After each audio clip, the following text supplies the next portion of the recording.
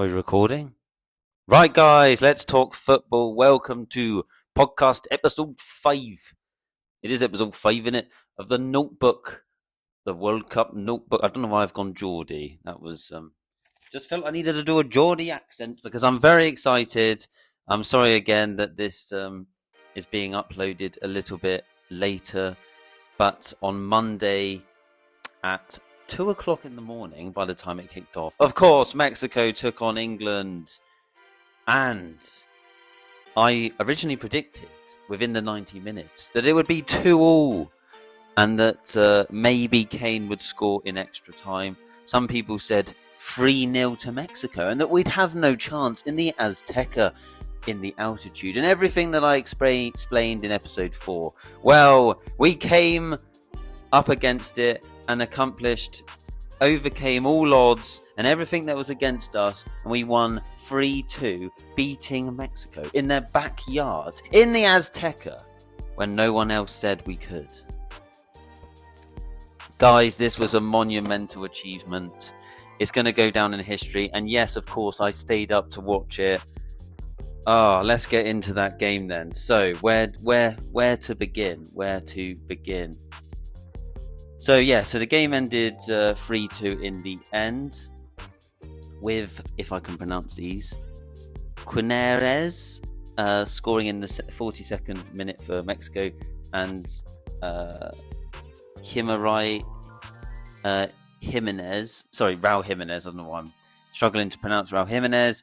He scored a penalty in the 69th minute. And then for England, we scored the first 2 goals. Jude Bellingham, unbelievable, scoring within pretty much a minute of each other in the 36th minute and the 38th minute. Let's have a look at the assist was from Harry Kane and Bukayo Saka.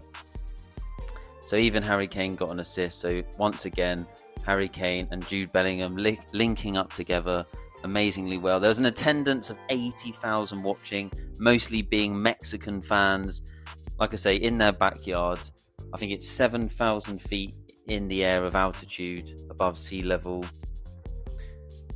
We weren't supposed to be able to breathe very well. They said we couldn't do it, but they didn't realise what they were coming up against in an England side that was more than ready for the challenge. Unfortunately, there were some parts of the game that some talking points and controversies. Thomas Tuchel expressed that he was very irritated with the officials, and that most of them shouldn't be officiating a World Cup match. Quance obviously had a red card in the 54th minute. To me, it was a red card, but they are talking about appealing the suspension, which is something that I agree. I don't think it should really be a suspension because, look, they're saying in the Premier League that would be a red card, and I agree it probably is a red card, but his foot went over the ball and into the player, so maybe it's a bit harsh to have a suspension there. But the rules are the rules, so they'll look into that. Of course, Harry Kane scored a penalty in the 60th minute, so England were 3-1 up, and at half-time it was 2-1 to England. And then obviously Jimenez scored the penalty from Quance's red card. It wasn't. It wasn't Quance's red card, was it?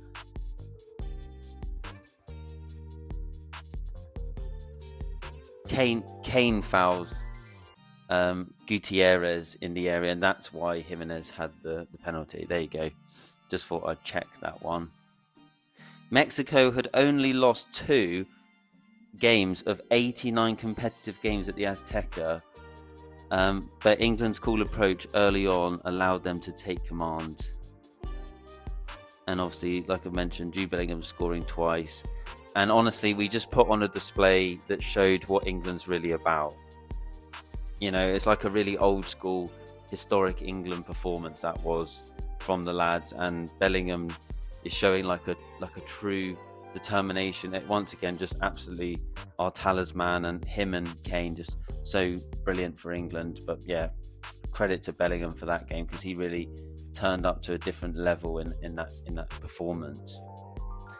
But yeah, overall, very happy that we won. The last I think there was 11 minutes stoppage time that was really hard to sort of get through. We were like biting our nails, and yeah, it was quite intense. But it was good to see the whistle blown, especially going down to 10 men. So we really could have done without that. I think Quansah would have got a lot of hate, dare I say it, but he probably would have done a bit like Beckham before getting a red card in a major tournament if we had actually lost that game. So it's a good job for Quansah's sake that we actually went on to win it. And then, of course, there is also, it's worth mentioning that Nico O'Reilly picked up a yellow card, which was controversial because the Mexican players sort of antagonized him and he didn't actually do anything. And then one of them was holding their face. There's a lot of weird refereeing decisions that went against us. I believe all of the VAR guys were from South America as well. So there's a bit of controversy around that. Tuchel also did great towards the end of the game, especially in the extra time that was added on, to basically go at defensive. He put on Dan Burn for Elliot Anderson, Jed Spence for Nico O'Reilly. He took off Saka, put Stones on, and then even took off Kane and put Morgan Rogers on the pitch. So, but it was the right thing to do, and obviously fresh legs, and Mexico just couldn't get through our low block. Still had some shots that Pickford saved. Pickford was also amazing in that game. Made some really big important saves in that game as well.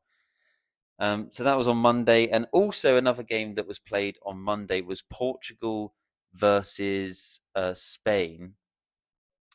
I actually thought this was on Sunday. Apparently it was on Monday though. I thought it was on Sunday before.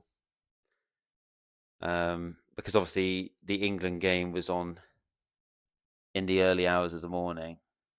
No, this was on Monday. I remember now. It was after the England game. On Sunday the 5th was actually Brazil versus Norway. That's the one I'm getting mixed up with. And then on Saturday the 4th, Canada played Morocco. Morocco beat Canada. These are all round of 16 matches. France beat Paraguay in a game that was quite controversial because the Paraguayan players were doing all the kind of housery, if you like, without swearing, to just mess up the performance for France and turn it into a bit of a nasty, dirty, sort of performance, and did everything they could to nullify France, but also getting under Mbappe's skin. So there's some controversy around that, and sort of Paraguay players let themselves down. It's a bit of a shame, but France managed to still win via a penalty from Mbappe. Bit of a boring game, but Paraguay are playing all right towards the start of it. Morocco won 3-0 against Canada. Morocco looking very good, playing against, the host nations. All the host nations are out now because the US also lost to Belgium 4-1. That was on Tuesday, so yesterday. Argentina played Egypt. Switzerland played Colombia. These are all round of 16 games. And, of course, yes, as mentioned, Brazil played Norway and lost 2-1, which was a bit of a shock result. I think most people expecting Brazil to win. But, of course, who else would it be? But Erling Haaland scored a brace for Norway. And Norway, yes, will be taking on England on Saturday night if you live in the United Kingdom. That's at 10 o'clock, kickoff on Saturday. And yes, I'll be watching that pretty much, hopefully, in a pub. And I will give my reaction of that game. That's going to be a big one. Just for a preview for that game, I think don't be surprised at all if Haaland does go on and score against England. I am expecting that. It's just whether or not we can. Basically, we've got Harry Kane. In my opinion, in current form, in terms of the Bundesliga season that Harry Kane has had, he is in some ways better at scoring goals, his numbers this season, than Haaland. So you could argue we have a better version of Haaland at the moment. And of course, I'm going to say that because I'm being biased because I'm an England fan as well. But yeah, they have a Haaland, but we have a Kane. So it's all we have to do is score more goals than the opposition. I don't really care if they score. I'm expecting that. But try not to let Haaland score too many. Hopefully the defence is good enough. They used to, our defenders in the Premier League are used to going up against Haaland. So they should be used to what he will bring. And hopefully they can, he's on form at the moment. So it's going to be hard to stop Norway. Also, I've heard reports that Norway players have come over with some sickness. You never know, that might actually still carry on into that game. They'll probably be mostly recovered by then anyway, though. So yeah, Portugal got knocked out by Spain. So that is Ronaldo's last World Cup. Although I'm pretty sure he said that the last World Cup. Obviously, this is his 6th World Cup, so we'll have to see if he plays another one. But I'm pretty sure that is it. He was obviously crying at the end of the game. And Marino, Arsenal's Marino, scored in 1 minute past the 90th minute in the added stoppage time. So it's a bit of a boring game throughout most of it. Towards mostly in the second half, though, I think Spain were the better team, dominating possession. And going back to the other game, so Switzerland, that was 0-0. Colombia had some really good chances, but they did lose 4-3 on penalties to Switzerland in that game. So Switzerland are now through, and they will be playing Argentina, as Argentina sort of managed to scrape through against Egypt. And there was quite a lot of controversies surrounding that game, and I'm just going to get into it now. So there's been reports, so Egypt basically want officials kicked out of the World Cup. So it says here that the Egyptian Football Association says it has asked FIFA to kick the officials in charge of the World Cup of that match out of the tournament.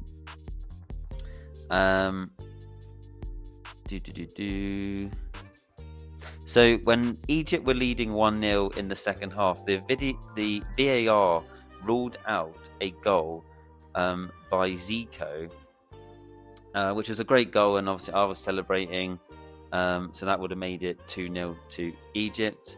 And the midfielder Marwan Attia was penalised for stepping on Lisandro Martinez's foot at the start of the move, and also I think there was maybe a slight tug on the shirt.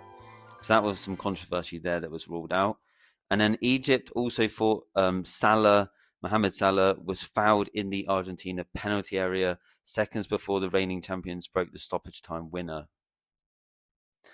So yeah, they went on to win 3-2 with a lot of controversy in that game. Of course, Lionel Messi, who we think this is his final match, scored in the 79th minute and scored another goal, so another brace in the 83rd minute for Argentina in that game. Let me just go back to the games.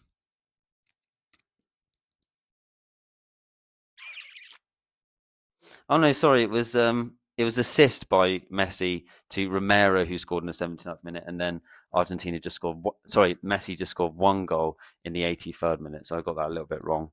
But yeah, it was a good game, all in all.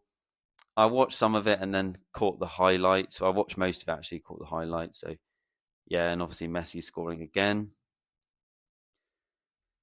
But yeah, so, and then the United States are out to Belgium 4-1. I think I've covered all the results of the round of 16s. So now, the next game of the quarterfinals will be played on Thursday, the 9th of July, and it'll be France taking on Morocco. That's going to be a good game. My prediction is France are going to win, though. Could be a close one. Something's telling me 3-2 to France within the 90 minutes, but let's say 2-1 to France in that match. Spain are playing Belgium. Belgium have got through against one of the host nations, USA, which, to be honest, I was actually expecting USA to beat Belgium, but Belgium looked really strong in that game. And Kevin De Bruyne even is looking better than pretty much any of the the US players. So yeah, they managed to have a good performance in that, but I still think Spain's just going to be a little bit too much for them. That game's on Friday at 8 o'clock. And then Norway take on England, of course, mentioned that at 10 on Saturday. Argentina at 2 in the morning if you want to stay up that early to watch Argentina versus Switzerland. That's on Sunday. And they are all the quarterfinal games. And then we'll keep you posted on the semi-finals. So yeah, some good games to look forward to. I think Norway will lose to England. Well, hopefully. My prediction for that is 3-2 to England. Same result as the Mexico game. My result for Spain, I'm going to say 2-1 to Spain, 2-1 to France against Morocco, and then Argentina will beat Switzerland. Although, that's the thing with Argentina. They've been scraping through games, but they were sort of doing that a little bit at times in the previous World Cup, and they still got to the final. So don't be surprised if Argentina do manage to get to the final again. But I'm going to say, it's a hard one to say, isn't it? I'm going to say 3-1 to Argentina. I think they're going to have a better performance this time round to get to the semi-finals and hopefully play England. So if we get there, England will play Argentina or Switzerland, and then Spain or Belgium will play France or Morocco in the semi-finals. Anyway, thanks for listening to the podcast. I hope I've covered most topics of the World Cup. I hope you've enjoyed it. Please keep following the channel, subscribe, and be sure to ring the bell. Give this video, this podcast, a like. Thank you very much. That's all me notes. Bye-bye.